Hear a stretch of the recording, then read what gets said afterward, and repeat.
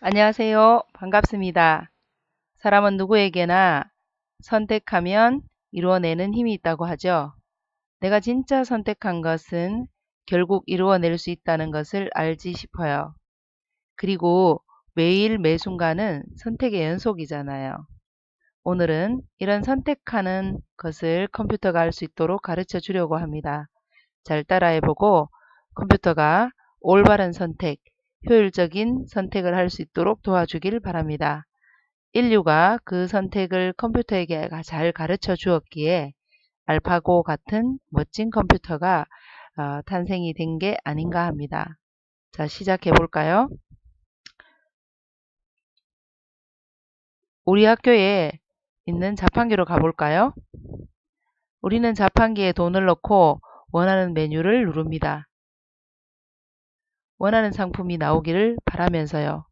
그리고 당연히 거스름돈도 나와야겠죠. 자, 그럼 자판기 입장에서는 무엇을 해야 할까요? 돈이 들어오는군. 얼마지? 2,000원이네.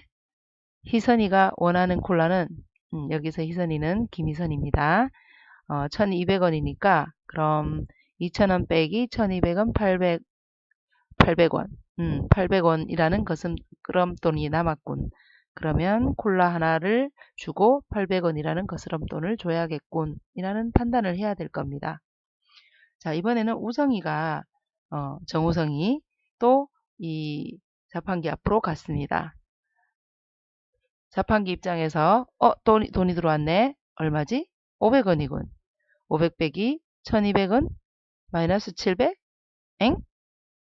야, 우성아 왜 이러냐? 돈이 모자라유. 갖고 가슈.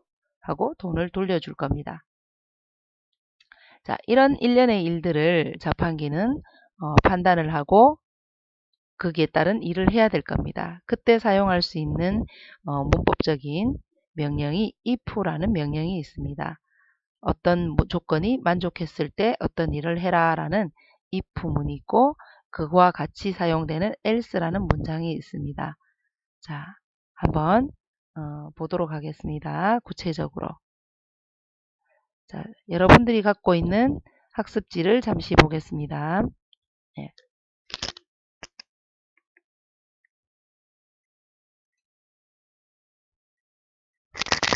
자, 학습지를 보면요. 여기 순서도라고 되어 있는 걸 먼저 보도록 하겠습니다. 순서가 있는 그림이라는 뜻이고 일의 흐름을 보기 편하고 이해하기 편한 그림으로 그려놓은 것입니다. 보통 어떤 조건을 체크해야 될 때는 이 마른 목골 그림에다가 조건을 적고 거기에 따른 일의 흐름을 적게 됩니다. 이 내용을 한번 보면 직관적으로 어떤 조건식이 있는데 그 조건식이 참이면 이 명령을 수행을 하고 그 다음으로 흘러가라 라는 뜻인 것 같고 그렇지 않으면 아무것도 하지 않고 그 다음으로 넘어가라 라는 뜻인 것 같습니다. 자, 이런 식의 일을 해야 되는 경우가 있다면 우리는 파이썬에서 이런 식으로 표현하도록 약속을 해 두었습니다. if 만약에 라고 하고 뒤에 조건을 적게 됩니다. 아까 같은 경우에 들어온 돈이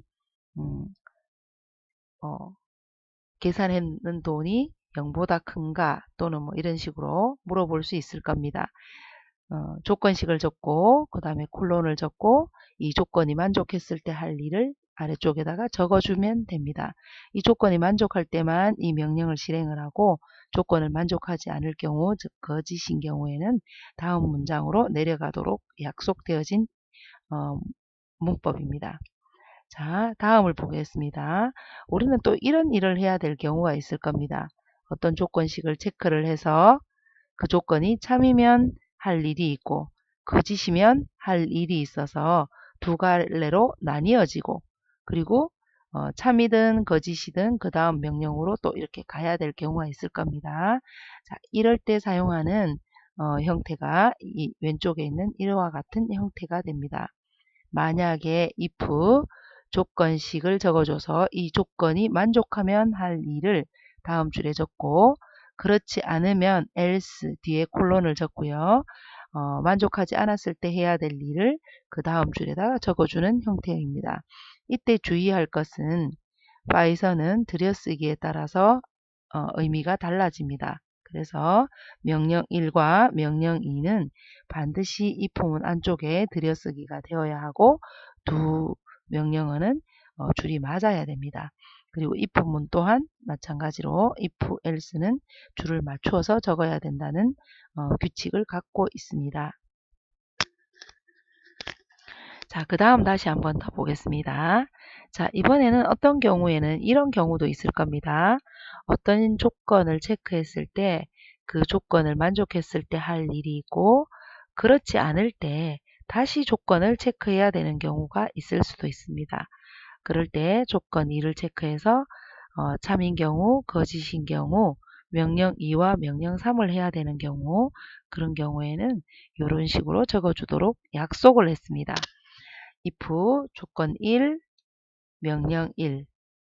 그 다음에 else라고 적어줘야 되는데 else 뒤에 거짓인 경우에 다시 조건이 바로 나오는 경우에는 else if가 되겠죠. 줄여서 elif라고 적도록 약속을 했습니다. elif 조건식 2, 콜론 명령 2.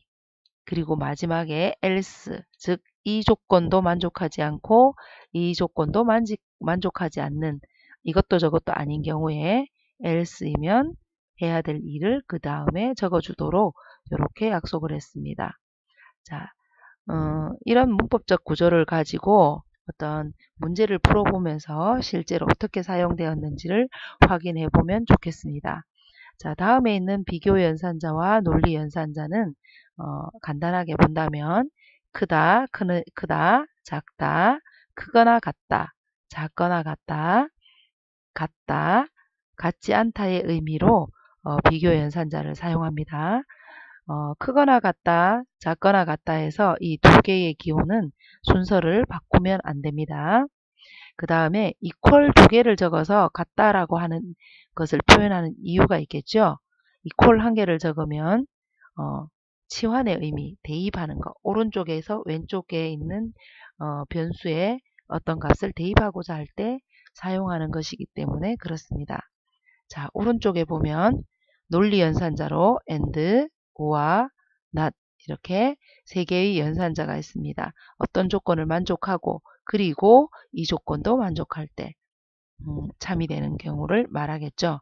예를 들어 A가 B보다 크냐 그리고 B가 C보다 크냐 두 조건을 다 만족했을 때 어떤 일을 하고자 한다면 and 연산자를 사용하고 또 둘 중에 하나라도 만족하면 어떤 일을 하고 싶을 경우에 or와 그 다음에 거짓인 경우에 not을 사용할 수 있을 겁니다.